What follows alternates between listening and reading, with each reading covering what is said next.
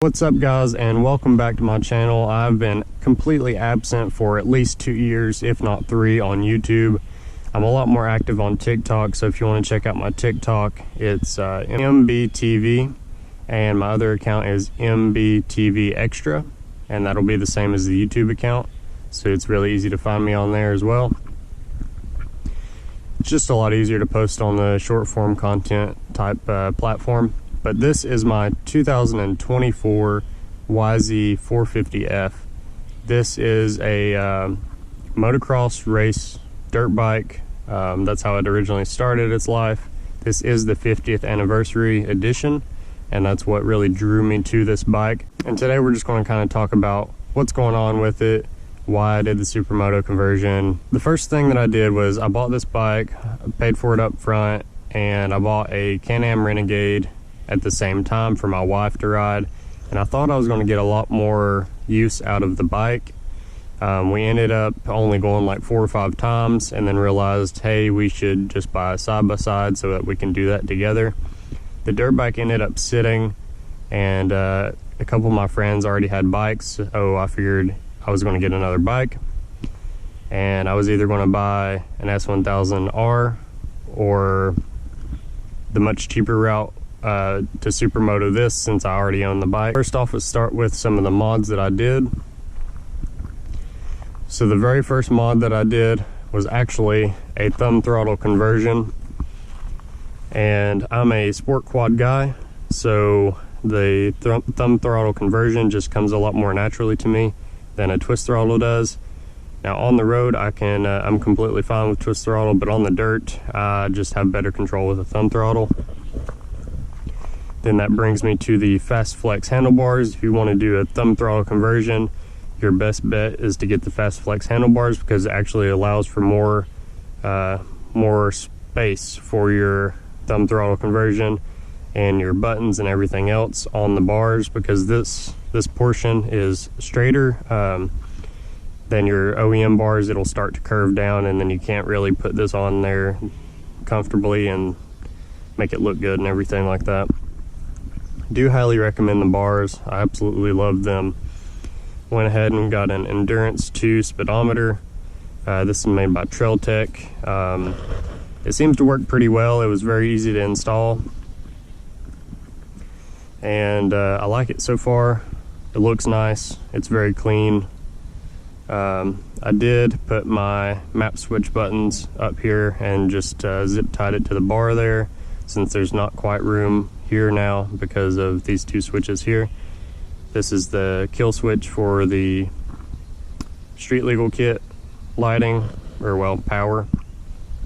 And then you've got your turn signals here, your horn button, and then your low beam and high beam. I'm still waiting on my headlight to come in, my official headlight to come in. And then I've got one mirror. I did not use the mirror that comes in the Tusk street legal kit. I just had this one laying around and it looked better, so I used that. And I've got ODI lock-on flangeless grips. These are pretty good. I used to ride BMX, so we always bought the Vans grips. And I do kind of wish that I got one of the ones that had the flanges on them, but these are pretty good too.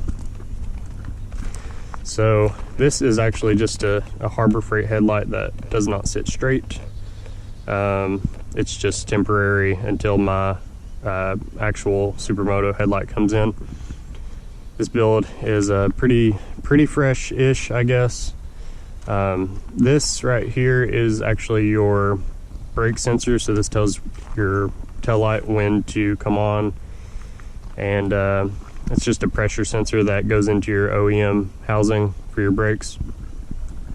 Everyone always puts theirs on the back. I put mine on my front because I use my front brake more than I do my rear. As far as turn signals goes, I got these LED turn signals. These are pretty stealthy looking, and there is my horn right there. It got crushed by the fork actually. So there's the turn signals, and then if you follow this down, this is just the brake line, and then I zip tied the speedometer line to the brake line as it comes down. The brake line originally ran on this side, and then I had to reroute it to this side for clearance issues. So here's the speedometer. It's really old school, it just uses a magnet. I have not put the big brake on here yet. I did on the rear, but I haven't done the front one yet because it's actually too thick for the OEM brake caliper. So you essentially have to get your OEM pads milled down about 1 millimeter on each side for it to fit. And you'll have to do that pretty much every time unless there's a better solution to that. If there is, please let me know. The wheel set is a KKE wheel set. This is literally from eBay, and it comes with the full wheel set, the larger disc that is not pictured here, and the adapter for this, and the tires are already mounted, so that was nice. I was pretty worried about these tires, whether they were going to be good enough or not. CST brand, which is supposedly made by Maxxis. They are pretty sticky, so I would say they're okay so far, especially for the price. The wheel set conversion was $8.89 on eBay plus tax. The shipping was free. There was some modifications, of course. Not everything worked perfectly, but they do sell it as a set. The front is a 110/70/17. You're going to want to do the 17-inch wheel conversion if you're doing a Supermoto. It just looks absolutely goofy, and you have no tire choices if you use the stock wheel set. And also these are wider, and they just look really cool too. So if you look at the clearance in here, hopefully the camera can see this, it actually very, very slightly rubbed those inner fenders, but I did not trim those at all right there. I did, however, trim them here for the speedometer sensor. So we can go around the back now. So the street legal Tusk kit, got that from eBay. It was less than $200. I think it was $177. Most people will drill 4 holes and mount that. I did not do that. I took this off, and then there is a plastic rivet just like this under here, and then I put that back down on top of it, and then one here, and then it's actually epoxied to the underside of my fender because I did not want 4 big ugly bolt holes in my fender. And then these are the turn signals that come with the kit. Pretty low profile, they look pretty sleek. And then I bought a LED tag frame light as well, and have not put that on there yet because I just moved and I can't find it. So your stock gearing on the 2024 YZ will be a 49 tooth. This kit comes with a 44 tooth. So you basically take one link out of your chain, which I, by the way, need to tighten my chain. As you can see here, nice pretty KKE hubs. I wouldn't say it's probably the highest of quality, but for the price, you can't really beat it. So I'm okay with it. These spacers, these wheels actually come with absolutely zero instruction, and actually they weren't even wrapped up in the box. They were just in the box, and luckily they somehow did not get scratched. I don't know how. But these little spacers, you just got to play with the spacers until you find which one works for your bike and with your axle. The front one was kind of difficult. So you can see the seal here that comes with the kit, and then a spacer on this side. And then I actually used their seal, their spacer, and then my OEM spacer on top of that for that to fit correctly and be in the center as much as possible.